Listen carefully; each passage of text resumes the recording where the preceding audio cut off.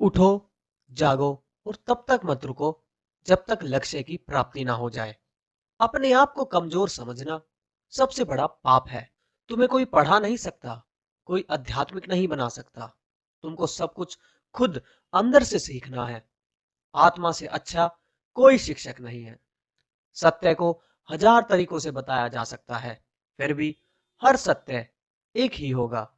बाहरी स्वभाव केवल अंदरूनी स्वभाव का बड़ा रूप है। ब्रह्मांड की सारी शक्तियां पहले से ही हमारी हैं।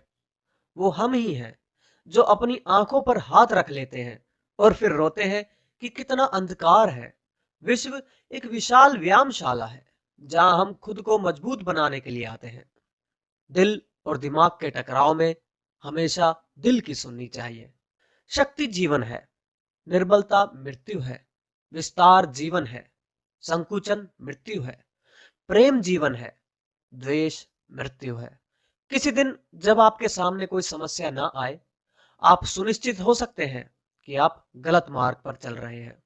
एक समय में एक काम करो और ऐसा करते समय अपनी पूरी आत्मा उसमें डाल दो। बाकी सब कुछ भूल जाओ। जब तक जीना तब तक सीखना। अनुभव ही जगत में सर्वश्रेष्ठ शिक्षक है। जब तक आप खुद पर विश्वास नहीं करते, तब तक आप भगवान पर विश्वास नहीं कर सकते। चिंतन करो, चिंता नहीं। हमेशा नए विचारों को जन्म देते रहना चाहिए। हम वो है जो हमारी सोच ने बनाया है, इसलिए इस बात का ध्यान रखिए कि आप क्या सोचते हैं। शब्द गौण है, विचार रहते हैं, वे दूर तक यात्रा करते हैं।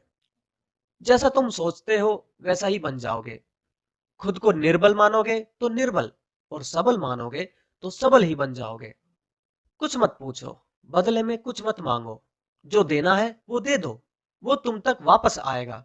और उसके बारे में अभी मत सोचो।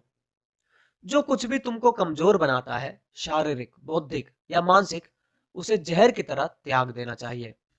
तुम फुटबॉल के खेल के जरिए स्वर्ग के ज्यादा निकट होगे, बजाय गीता का अध्ययन करके।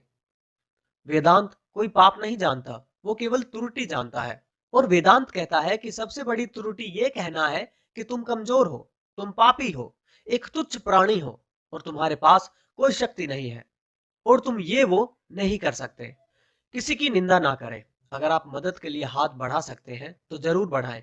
अगर नहीं बढ़ा सकते तो अपने हाथ जोड़िए, अपने भाइयों को आशीर्वाद दीजिए और उन्हें उनके मार्ग पर जाने दीजिए। यही दुनिया है। यदि तुम किसी का उपकार करो तो लोग उसे कोई महत्व नहीं देंगे, किंतु जो ही तुम उस कार्य को बंद कर दो, वो तुरंत तुम्हें बदमाश प्रमाणित करने में नहीं हिचकिचाएंगे।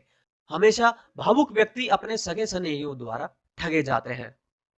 सच्ची सफलता और आनंद का सबसे बड़ा रहस्य यह है, वह पुरुष या स्त्री जो बदले में कुछ नहीं मांगता। पूर्ण रूप से निस्वार्थ व्यक्ति सबसे सफल है। एक विचार लो, उस विचार को अपना जीवन बना लो।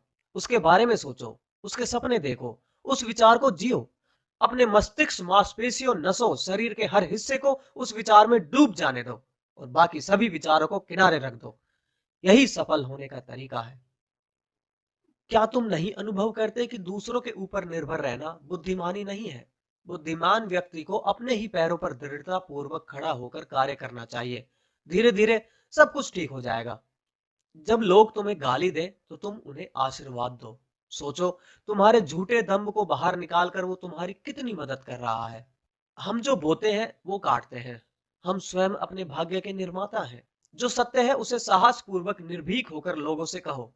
उससे किसी को कष्ट होता है या नहीं, इस ओर ध्यान मत दो।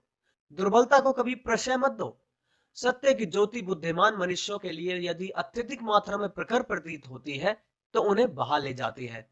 तो ले जाने दो। वो जितना शीघ्र बह जाए उतना ही अच्छा है। यदि स्वयं में विश्वास करना और अधिक विस्तार से पढ़ाया और अभ्यास कराया गया होता तो मुझे यकीन है कि बुराइयों और दुख का एक बहुत बड़ा हिस्सा गायब हो गया होता। तो दोस्तों, आपको विवेकानंद जी के ये अनमोल विचार कैसे लगे, आप हमें कमेंट करके जरूर बताएं और हमारे चैनल को सब्सक्राइब करना ना भूलें, क्योंकि हम ऐसे ही महापुरुषों के उत्तम विचार ऑडियो रूप में आपके पास लेकर आते रहेंगे।